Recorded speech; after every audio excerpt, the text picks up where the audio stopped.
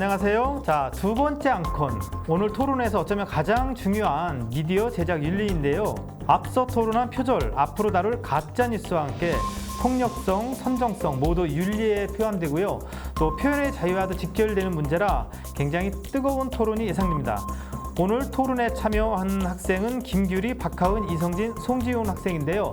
자, 간단하게 자기소개 좀 부탁드리겠습니다. 네, 안녕하세요. 저는 현재 용인 한국외국어대학교 부설고등학교에 재학 중인 김규리라고 합니다. 제가 현재 유튜브 채널을 운영하고 있고 미디어 경청에서 많이 진행되고 있던 크리에이터 데이나 칼럼니스트 그리고 학교 통솔 활동 등을 하면서 미디어 경청에 대해서 알고 있었는데 미디어 경청에서 이러한 토론회가 진행된다는 사실을 알고 이렇게 전문가분들과 함께 제 생각을 함께 공유할 수 있고 제가 평소 고민해왔던 거에 대해서 학생들끼리만 하는 것이 아니라 전문가님들의 의견 함께 들으면서 제가 많이 배울 수 있는 좋은 기회가 될 것 같아서 지원하게 되었습니다.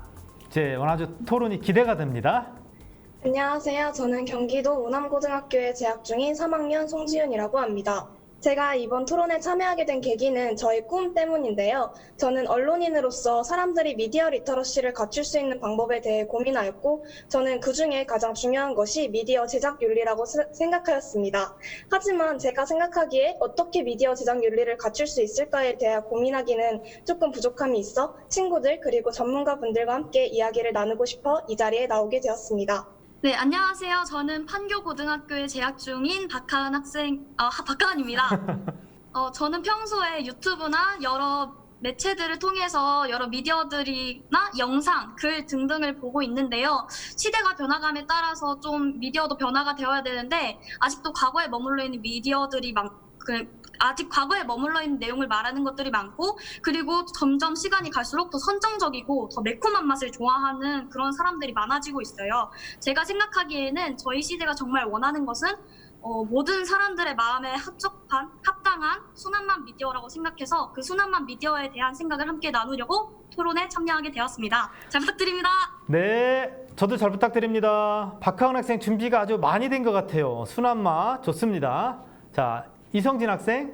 네, 안녕하세요. 저는 안양고등학교 3학년 재학 중인 이성진이라고 하는데요. 저는 지금까지 미디어를 소비자의 입장으로서 사용하고 왔다가 이제 고등학교 진학 후에 제 진로가 미디어 제작자가 되면서 어떻게 하면 더 건강한 미디어 문화를 만들어낼 수 있을까 늘 혼자서 고민을 해왔지만 이제 이 기회를 통해서 저와 관심사가 비슷한 친구들과 함께 이야기를 나누고 싶어 참가하게 되었습니다. 네, 오늘 학생들 참가한 계기를 보니까 목적이 아주 뚜렷하고요. 장래 희망이 언론인인 친구도 있습니다. 오늘 아주 토론이 기대가 되고요. 요즘 미디어가 참 다양합니다. 페이스북, 유튜브, 틱스토리, 인스타그램, 그리고 틱톡, 그리고 이름도 잘 모르는 미디어까지 아주 굉장히 많은데요. 여러분들 이야기를 들어보니까 각자 미디어를 다 지금 생산을 해봤어요. 물론 소비도 해봤겠죠.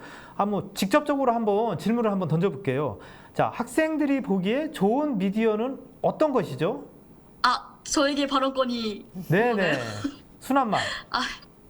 네, 저는 사실 순한맛 미디어라고 하면 그냥 정보 전달이나 그런 체제들뿐만이 아니라 그저 자기 자신의 가치관을 전달해주는 매체도 분명히 있을 것이고 또 영상의 내용이 어떠한 플롯으로 흘러가는지가 제가 생각하기에 순한맛과 매운맛을 나누는 가장 중요한 그것이라고 생각을 해요. 그런데 지금 학생들은 가치관이 제대로 성립되어져 있지 않은 상태예요. 그래서 많은 의견을 들으면 들을수록 혼란스러워질 수도 있고 물론 그것에 따라서 자기의 중심을 잘 잡을 수도 있지만 혼란스러워한다는 의견이 가장 많은 걸로 알고 있거든요. 그래서 저는 순한맛 미디어란 학생들에게 무조건 자신의 의견과 자신의 가치관을 주입하는 것이 아닌 학생 자신이 스스로 생각할 수 있게 만들어주는 중립적인 미디어가 가장 순한 맛이고 가장 보기에 좋은 미디어라고 생각을 하고 있습니다. 네, 답변 감사드립니다.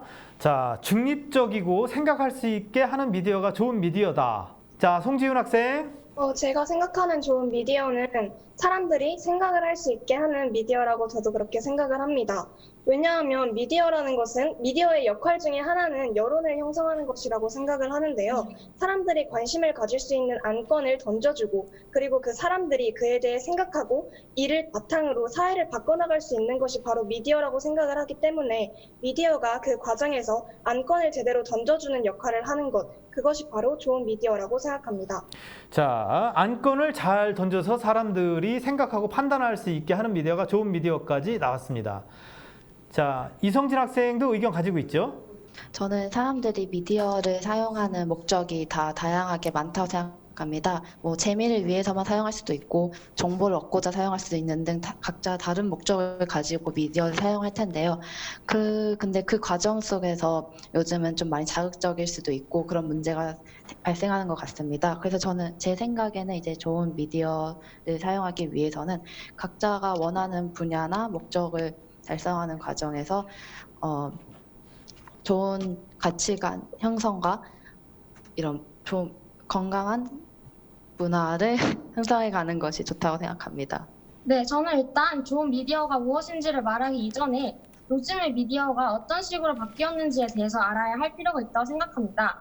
제가 생각했을 때 요즘의 미디어가 보이는 가장 큰 변화점은 무엇이냐면 제작자와 수용자 사이에 소통이 가능하다는 점이라고 할 수 있을 것 같습니다. 과거의 책이나 신문과 같은 그런 매스미디어를 보면 생산자가 생산만 하지 그걸 수용하는 사람이 그 사람에게 적극적으로 연락을 하거나 이렇게 쌍방 소통이 가능하다고 보기는 좀 어려운 경우가 있는데요. 현재는 인터넷이 발달하고 다양한 뉴미디어가 발달함에 따라서 제작자와 수용자 사이에 활발한 소통이 정말 예전과는 비교할 수 없을 정도로 가능하게 되었습니다. 따라서 오늘 좋은 미디어라고 하는 것은 물론 그 미디어가 담고 있는 내용과 창작자의 의도도 중요하겠지만 그 창작자가 창작한 이후에 사람들이 그것을 가지고 생각을 얼마나 더 잘할 수 있는가, 그리고 그것에 대해 창작자랑 이야기를 했을 때 얼마나 더 좋은 결과를 서로가 도출해낼 수 있는가도 좋은 미디어를 판단하는 것의 한 기준이 되어야 한다고 생각했습니다. 자, 답변 감사드리고요. 역시 박하은 학생 의견하고 같으면서도 조금 다른 면이 있네요. 이제 창작자의 의도가 얼마나 잘 전달돼야 되고, 그 다음에 소비자가 얼만큼 잘 받아들이게 해야 된다. 그러려면은 창작물이라는 거는 전달력이 중요하잖아요. 좀 재미가 있어야 된다고 생각하거든요. 근데 너무 재미만 있다 보면은 창작자의 의도가 왜곡될 수도 있고요. 아니면은 재미 때문에 제작윤리에 좀 어긋날 수도 있어요. 선정적일 수도 있고요. 자, 이럴 경우에 여러분들은 단순히 창작자의 의도가 잘 전달되는 쪽이 중요하다고 생각하는지, 아니면 전달력을 위해서 좀 더 재미있거나 선정적이어도 괜찮다고 생각하는지, 여기에 대해서 한번 얘기를 나눠보도록 할까요? 자, 학생들이 이제 준비를 좀 할 시간에 박사님이 한번. 제가 조금 전에 학생들이 얘기해 준 거에서 궁금한 점이 있어서 네네. 혹시 좀 학생들에게 좀 더 물어볼 수 있을까 하는 부분이 있거든요. 네네. 시간이 허락한다면 네. 그 학생들이 건강한 미디어를 잠깐 음. 돌아갔을 때 이야기를 해줬을 때 대체적으로 보는 사람이 판단할 수 있게끔 해줘야 된다. 그냥 메시지를 전달하는 게 아니고 생각할 수 있게 해줘야 된다라고 공통적으로 의견을 줬던 것 같아요. 네네. 그런데 사실은 저도 이제 그런 얘기를 할 때 받아들이는 사람이 어떤 얘기를 하냐면 부담된다. 나는 그냥 편하게 미디어를 소비하고 싶은 건데 자꾸 생각하라고 하고 판단하라고 하는 거는 왜 나한테 이 귀찮은 걸 시키냐라고 하는 분들도 계세요. 그거에 대해서는 학생들이 어떻게 생각하는지가 또 궁금하거든요. 제작을 또 꿈꾸는 학생들이니까. 네. 김규리 학생 빨리 손 들었네요. 자, 말씀해 주세요. 네, 물론 말씀하신 것처럼 일방적으로 정보를 전달하는 것도 좋은 미디어가 될 수 있다고 생각합니다. 하지만 근래에 들어서 글 작성에 대한 접근성이 굉장히 높아지면서 양질의 정보를 전달하지 않고 잘못된 정보를 전달하는 경우도 굉장히 많고, 혹은 오히려 정말 단순한 사실만 나열하는 정보도 굉장히 많다고 생각합니다. 따라서 이러한 정보를 단순히 전달만 하고 그것을 주입할 수만 있게 해주는 미디어라고 하는 것은 잘못된 정보를 주입시킬 수도 있고, 그 사람이 그것이 진짜 정보라고 믿게 될 경우 다른 정보를 찾지 않게 될 가능성이 매우 높기 때문에 오히려 잘못된 정보를 양성하는 데 일부 이렇게 기여할 수 있다고 생각합니다. 저는 그러한 이유로 무조건 전달하는 것보다는 조금 더 사고력을 요구하는 그런 미디어가 필요하다고 말씀드린 것이었습니다. 좋은 의견입니다. 자, 송지현 학생이 조금 먼저 손 들었어요. 소비자 입장에서 부담이 될 수 있다고 말씀을 해주셨잖아요.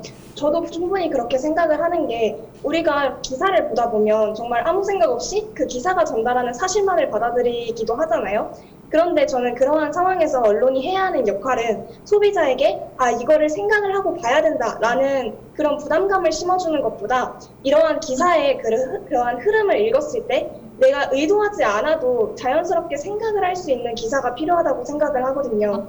그래서 소비자들이 이거를 그 미디어 리터러시라는 것을 굳이 이렇게 인식을 하고 기사를 보지 않더라도 자연스럽게 생각할 수 있는 기회를 열어주는 것이 바로 언론의 역할이어야 한다고 생각합니다. 좋습니다. 자, 다른 친구 의견. 네, 박하은 학생. 저는 그것은 약간 창작자의 문제가 아닌 소비자의 문제라고 생각이 되는데요.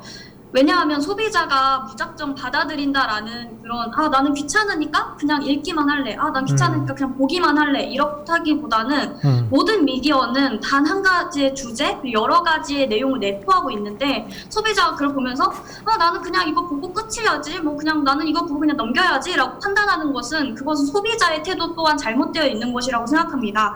그래서 저는 송지연 학생처럼 미리 소비자에게 이 글은 어떠한 태도로 읽어야 한다. 이 내용은 어떠한 마음가짐으로 봐야 한다라는 것을 경각심을 일깨워주는 그것 또한 그 창작자가 앞에 미리 넣어준다면 소비자가 더 풍부하게 내가 이것을 그냥 읽고 넘기는 게 아니라 아주 조금이라도 정말 내가 할 수 있는 최선의 방법이라도 최소한이라도 해봐야겠다라는 생각을 심어줄 수 있는 것이 미디어와 언론 그리고 모든 매체들의 역할이라고 생각을 하고 그리고 소비자 또한 그 역할을 잘 수행하는 것이 올바른 것이 아닌가 생각이 듭니다.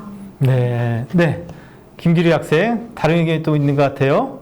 네, 방금 발언하신 거에 대한 질문이 있는데 처음 글을 읽기 전에 이러한 태도로 글을 읽어야 한다고 고지를 해야 한다고 말씀을 하셨잖아요. 근데 오히려 그런 것은 그렇게 하다 보면 글을 쓴 창작자의 의도가 묻어날 수 있고 그런 의도가 묻어나다 보면 글을 읽는 사람에게 기사의 내용을 해석하는 프레임으로 작동할 수 있어서 오히려 객관적인 정보를 전달하기보다는 주관적이고 편향된 내용만 생각할 수 있게 작용할 수 있다고 생각합니다. 이 부분에 대해서 어떻게 생각하시는지 약간 궁금합니다.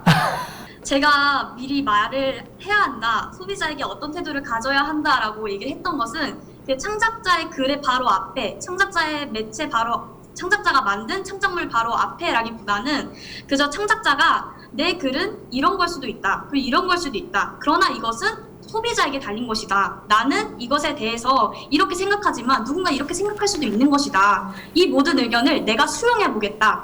그러니까 우리 서로 소통해보자라는 그런 글을 미리 올려주고 그 글을 소비자가 읽는다면 더 풍부한 지식을 그리고 더 많은 내용을 서로 소통하면서 배워갈 수 있지 않을까 하는 마음에서 말을 한 거였고요. 그러니까 창작물 바로 앞에 넣는다면 저도 그럴 것 같아요.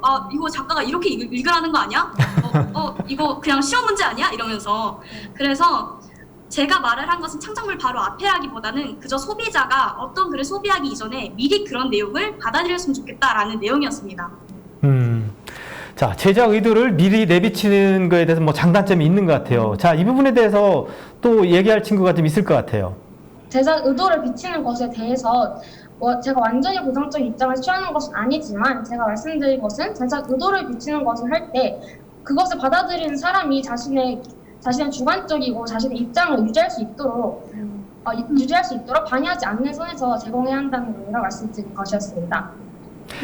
자, 두 학생 굉장히 열띤 토론을 벌였는데요. 두 학생 얘기한 거 다른 분들이 다 이해를 한 것 같아요. 그렇죠? 어떻습니까? 다 이해가 가죠, 학생들? 네. 네. 우리 학생들 열띤 토론을 들었는데요. 제가 생각하기엔 다 일리가 있는 의견 같거든요. 박사님 보시기엔 어떻습니까? 그 제작자의 의도가, 그러니까 뭘 만들든지 제작자의 의도가 있지 않습니까? 네, 그걸 이제 전면에 드러내느냐 아니면 그냥 이런 견지를 가지고 있다라고 이제 표현을 해주는 부분들이 있으면 이제 읽는 사람이 그것을 판단하는 기준으로 하나 더 늘 수 있다라는 이야기들을 많이 해준 것 같고요. 네네. 전 되게 인상적이었던 부분이 소비자도 제작자와 마찬가지로 열심히 생각을 해야 되고 찾아봐야 되고, 그러니까 이게 꼭 제작 윤리의 문제만이 아니라 소비 윤리의 문제이기도 하다라는 그 화두를 제기를 해준 것 같아서 상당히 인상적이었습니다. 그래서 아마 이 부분이 이제 다음에 사회자님께서 질문하셨던 그 내용하고도 연결이 될 것 같아요. 그렇다면 그 재미 위주의 흥미 위주의 컨텐츠가 있었을 때 그것이 만약에 누군가에게 상처를 주는 부분들이 있다면 그것은 윤리적으로 올바르지 않은 컨텐츠인가, 그런 얘기도 저희가 지난 토론회에서도 얘기했었잖아요. 그래서 그런 부분으로도 이야기를 좀 연결해 볼 수 있을 것 같습니다. 네. 그래요. 자, 박사님 의견 잘 들었고요. 또 학생들한테 제가 좀 학생들이 어떤 생각을 갖고 있나 궁금했던 게, 자, 전달력을 위한 재미와 그 다음에 제작 윤리, 제작 윤리가 부딪힐 때 학생들은 과연 어떤 것이 중요하다고 생각하는지 저는 굉장히 궁금했거든요. 자, 여기에 대해서 한번 이야기 좀 해주실 수 있나요? 재미랑 윤리에 대한 얘기를 해주셨는데 일단 저는 둘 중 하나를 무조건 골라야 한다는 입장보다는 사실 지금 현재에서 재미라는 것이 없으면 과연 그 기사의 그러니까 기사가 주로 갖고 있는 그 관심을 끄는 역할을 할 수 있는지에 대한 의문이 약간 들었어요. 왜냐하면 우리가 기사를 볼 때 인터넷 기사 같은 경우는 헤드라인을 보고 그 기사의 내용을 읽을지 말지를 결정을 하고 있잖아요. 그런데 현재 지금 헤드라인이 문제가 되고 있는 것은 그 헤드라인에서 사람들의 관심을 끌기 위해 더 재미있는 기사 제목을 붙이고 더 과장된 기사 제목을 붙이는 게 현재 문제로 지목되고 있는데, 하지만 만약 우리가 이런 헤드라인에 과장적인 내용을 다 뺐을 경우 사람들이 그 기사 자체에 관심을 가져줄지에 대해 약간 의문이 들기는 하는 것 같아요. 그래서 저는 완전 재미를 다 빼고 이러한 자신의 윤리의식만 전달해야 된다, 이런 거라기보다는 일단 적당한 선을 추구하는 게 가장 중요하긴 하겠지만 다른 사람에게 피해를 주거나 너무 과장된 정보를 담은 재미가 아니라면 적당한 관심을 끌 수 있는 재미와 함께 윤리를 지킨다면 더 좋은 미디어 문화를 만들 수 있을 것이라고 생각합니다. 예, 답변 감사드리고요. 자, 다른 학생들도 의견이 있지요? 네, 먼저 제작자가 재미와 그리고 내용에 대해서 두 가지 측면을 고민한다고 봤을 때 우리가 먼저 고려해 보아야 하는 부분은 제작자의 창작 의도라고 생각합니다. 만약 제작자가 현재 광고 수익과 같은 것을 목적으로 한다면 그 제작자는 내용을 중요시하기보다 화제성, 흥미성을 끌 수 있는 주제로 미디어를 제작할 것이기 때문입니다. 특히나 이것은 현재의 광고 수익 구조와도 연결지어 볼 수 있는데, 조회수가 광고 수익으로 직결된 현재 상황에서 좀 더 많은 광고 수익을 얻고자 하는 사람들은 일부러 자극적이고 선정적인 주제를 선택하여 미디어를 제작할 수 있습니다. 하지만 한 제작자가 정말로 자신의 생각을 표출하고 다른 사람과 아이디어를 공유하기 위해서 미디어를 제작한다고 한다면 저는 내용을 조금 더 중요하게 봐야 한다고 생각합니다. 뿐만 아니라 내용을 중요하고 양질의 콘텐츠를 유지하면서도 다른 사람들의 관심을 끌 수 있는 방법이 많이 있습니다. 예를 들어 일반적인 줄글 기사를 작성하는 것이 아니라 좀 더 시각적으로 보기 좋고 전달력이 높은 카드 뉴스를 사용하거나 혹은 유튜브를 사용하여 동영상으로 매체를 제작하는 방법 등을 하면 일반 줄글 기사보다도 다른 사람들이 좀 더 쉽고 좀 정확하게 내용을 이해할 수 있다는 장점이 있어서, 만약 제작자가 자신의 생각을 정말 더 많은 사람들에게 널리 알리고 싶다는 선한 의지가 있다면 그런 노력 정도는 할 수 있을 것이라고 생각합니다. 자, 전달력을 위한 좋은 방법을 찾아야 되겠다. 저도 늘 노력하는데 사실은 잘 안 되고 있는 일입니다. 솔직하게 고백하겠습니다. 자, 또 다른 친구? 네, 저는 그 재미를 추구하면서 만드는 미디어에 대해서는 찬성하는 입장입니다. 왜냐하면 사람들이 정말 즐기고 싶은 마음으로만 미디어를 사용할 수 있다고는 생각할 수 있는데, 하지만 그 재미라는 것이 근본적으로는 제작 윤리가 바탕이 되어야만 가능하다고 저는 생각합니다. 그렇기 때문에 만약 그 미디어가 재미만을 위해서 제작 윤리를 지키지 않았다면은 그 근본 자체가 무너져 내리는 것으로 그 미디어 영상이라든지 그런 작품 자체가 부정당할 수 있다고 저는 생각하고 있습니다. 네, 답변 감사드리고요. 저는 이제 재미와 윤리 둘 중에 무엇을 선택해야 하냐라고, 그러니까 선택의 문제, 그러니까 둘 중에 하나만 꼭 선택해야 한다고 한다면 저는 윤리를 택할 것 같습니다. 왜냐하면 미디어라는 것은, 그러니까 이것은 어느 주제로 바라보면 정보만 전달하는 미디어일 경우, 그러니까 정말 사실적인 것을 전달하는 미디어일 경우에는 윤리가 먼저가 되어야 한다고 생각을 하고, 그리고 정말 오락만 중시하는 미디어, 정말 사람들이 정말 그냥 소비자가 생각 안 해도 되는 그런 미디어라면 재미를 중요시하는 그런 게 딱딱 선택이 될 수 있는 문제라고 생각을 하고 있고요.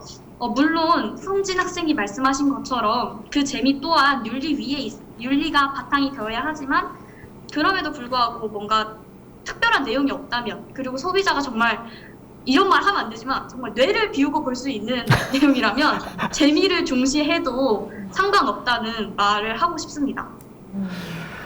자, 학생들의 의견이 물론 재미도 중요하지만 윤리가 바탕이 돼야 되겠다. 이렇게 요약해보니까 그 정도 있는 것 같아요. 뭐 이견이 있다면 여기에 대해서 이제 토론이 들어가도 괜찮겠지만, 제가 보기에 거의 이견이 없이 의견이 좀 일치했다고 보입니다. 혹시 제가 요약한 거하고 어쨌든 윤리가 바탕이 된 토대 위에서 재미가 있어야 된다.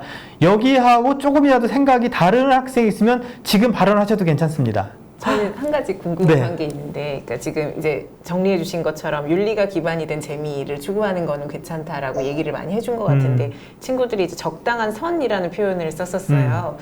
어디가 적당한 선 같은지 저는 항상 그게 고민이 되거든요. 저도 궁금합니다. 그게. 네네. 혹시 그런 부분에 대해서 의견이 있을지요?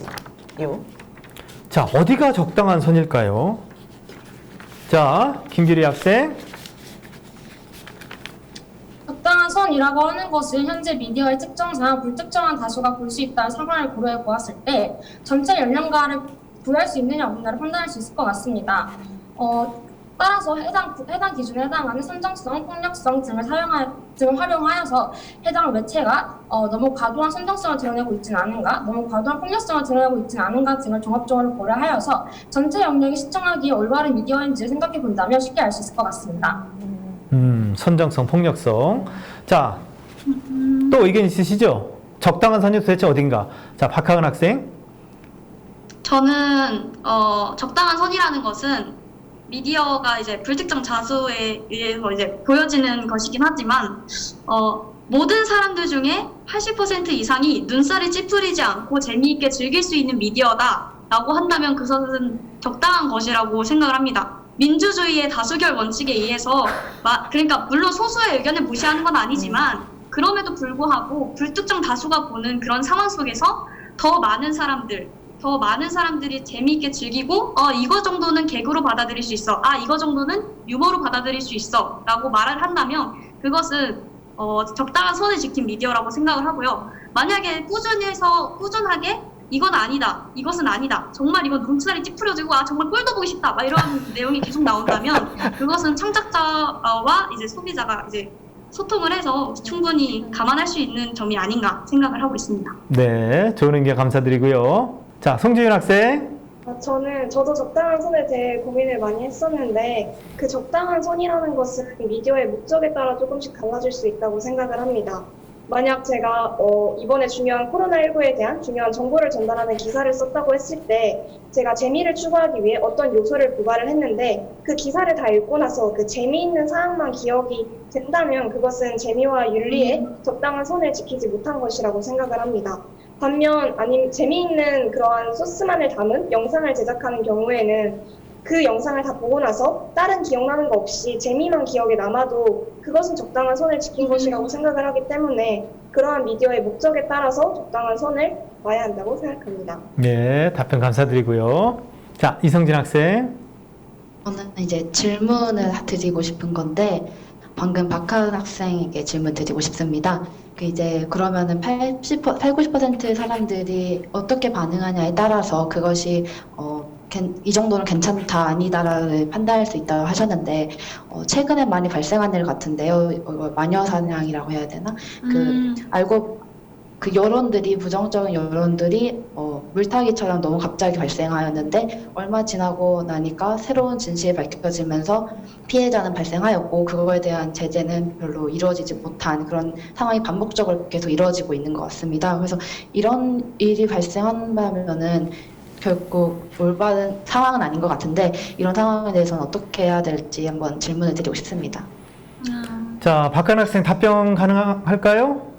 제가 이제 말씀드리고 싶은 것은 제가 아무리 이제 다수결의 원칙에 의해서 80% 이상이 그 의견에 찬성을 하면 유머로 넘길 수 있다라는 얘기를 했었는데요. 이것은 아까 말한 윤리 위에서의 재미, 혹은 윤리 위에서의 유머, 혹은 윤리 위에서의 받아들일 수 있는 한계점을 여기서 다시 말씀을 드리고 싶습니다. 만약에 80-90% 정도가 찬성을 하고 괜찮다라고 넘어가는데 이것은 헌법으로 봤을 때나 어떠한 윤리적으로 봤을 때나 한 사람을 그냥 의도적으로 상처 입히는 일이고 그리고 이것은 진실과는 맞지 않은 일을 80-90% 정도 그냥 거짓말로 떠들어댈 때 우리는 그것을 보면서 창작자는 물론이며 다른 소비자들도 그런 동향을 보면서 저것은 아니다라는 목소리가 분명히 나올 것입니다. 그러한 목소리를 더 잘 듣고 그리고 그 목소리를 듣자마자 해결을 한다면 마녀 사냥 같은 경우는 이제 법적인 제재나 혹은 더 확실한 그런 제재가 들어간다면 충분히 해결될 수 있는 문제다라고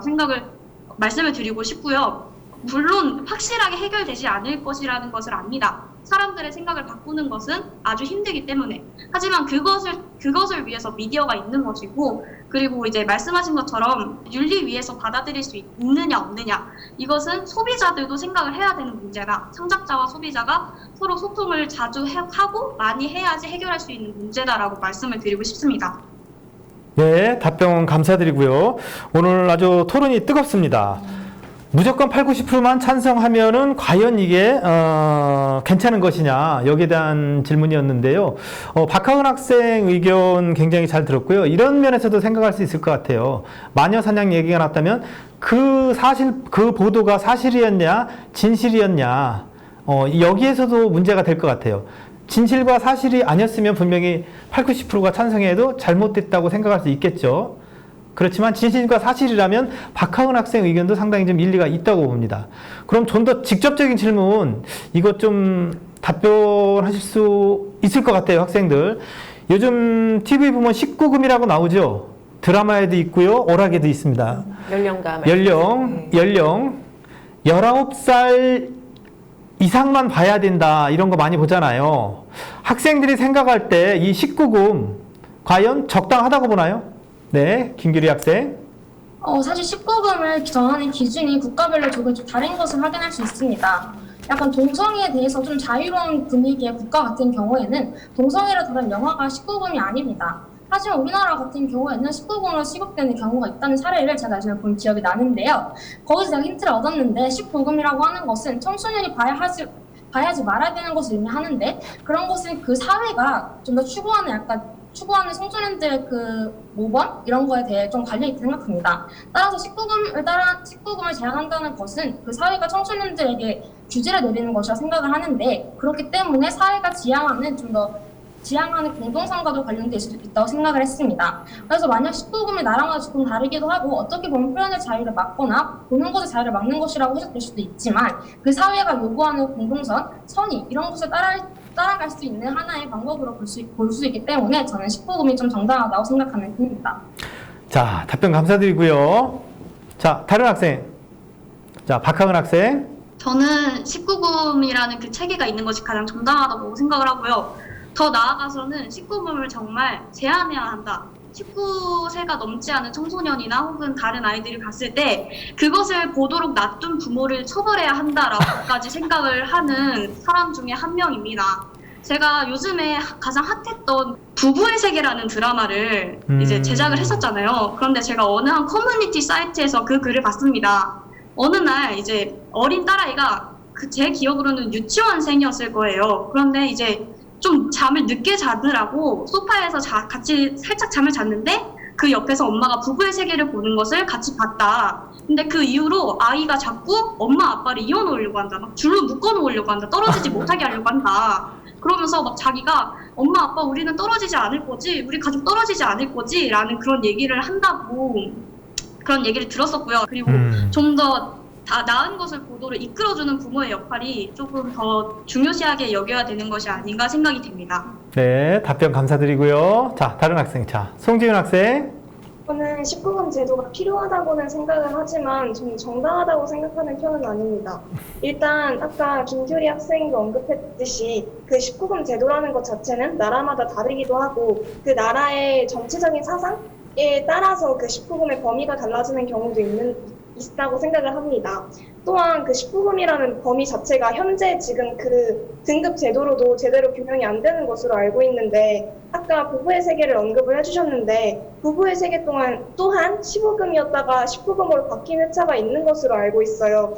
그러면 그것을 보고 있던 15세 좀 이상의 학생들 같은 경우에는 그 드라마를 그냥 보다가 갑자기 19금으로 바뀌어서 보지 못하는 상황이 생기기도 하는데, 그런 애들 같은 경우에는 수긍을 못하게 되잖아요. 내가 왜 이 드라마를 보면 안 되는지. 그런 경우에 제대로 설명을 해주기도 지금 애매한 상황이 그 등급 제도라고 생각을 하고, 그리고 그 등급 제도가 아까 그 나라의 사상 같은 거를 많이 반영을 한다고 하는데, 과연 그 나라의 사상으로 그 사람들이 볼 수 있는 미디어를 제한을 하는가에 대한 약간 의문이 들기도 했어요. 왜냐하면 물론 선정성이나 폭력성이 포함되어 있는 19금 영화도 있지만, 그러한 영화를 통해서 저희가 얻을 수 있는 교훈이 있는 영화들도 있잖아요. 무조건 선정성을 포함하고 있는 것만이 아니라 그러한 경우에는 이제 조금 판단을 할 수 있는 청소년 시기와 같은 경우에는 그런 선정성을 제외하고도 영화를 통해 얻을 수 있는 교훈이 있는데 과연 선정성이란 이유 하나만으로 그러한 교훈을 얻을 수 있는 영화를 나라가 마음대로 제안을 하는 것이 옳은가에 대한 약간 의문을 가지고 있습니다. 이제 우리 전문가 박사님 모셨으니까 박사님한테도 좋은 미디어란 과연 무엇인가 학생들 의견을 다 들었으니까 네, 네. 한번 의견 들으면서 이 토론을 마치도록 하겠습니다. 네.